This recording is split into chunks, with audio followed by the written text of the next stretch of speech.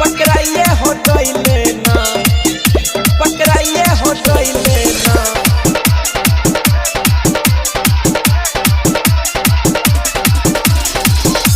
पकड़ाइए हो गइले ना, पकड़ाइए हो गइले ना।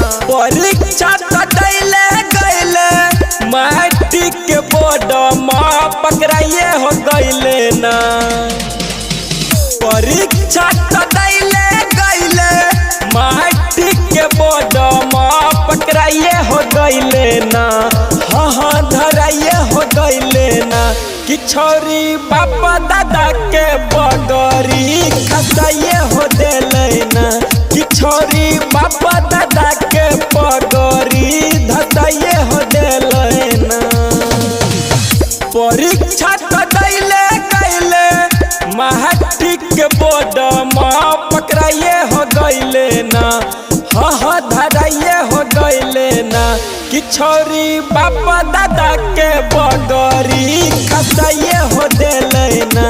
कि छोरी बापा दादा के बगरी धसाइए हो देले ना। डीजे विकास मटियार कला सीतामढ़ी।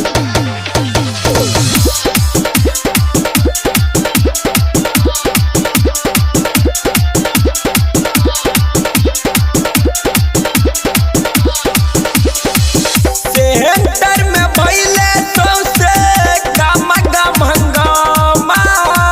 दोसर लड़की के जुलुम धके फंसा देले करे बहाना, फंसा देले करे बहाना। सेंटर में भइले सौसे गामा गाम हंगामा। दोसर लड़की के जुलुम धके फंसा देले करे बहाना। फिजिक्स केमिस्ट्री छोड़ के बायोलॉजी में जाको धराइए हो गइले ना। हाँ पकड़ाइए हो गइले ना। कि छोरी बापा दादा के बगरी खसाइए हो देले ना। कि छोरी बापा दादा के बगरी धसाइए हो देले ना। डीजे विकास मटियार कला सीतामढ़ी।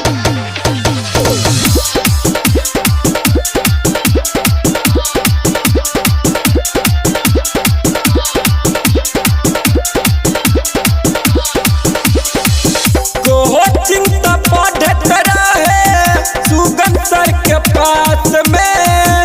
लव वाला मैटर चले प्रभात मनीष के साथ में, प्रभात मनीष के साथ में।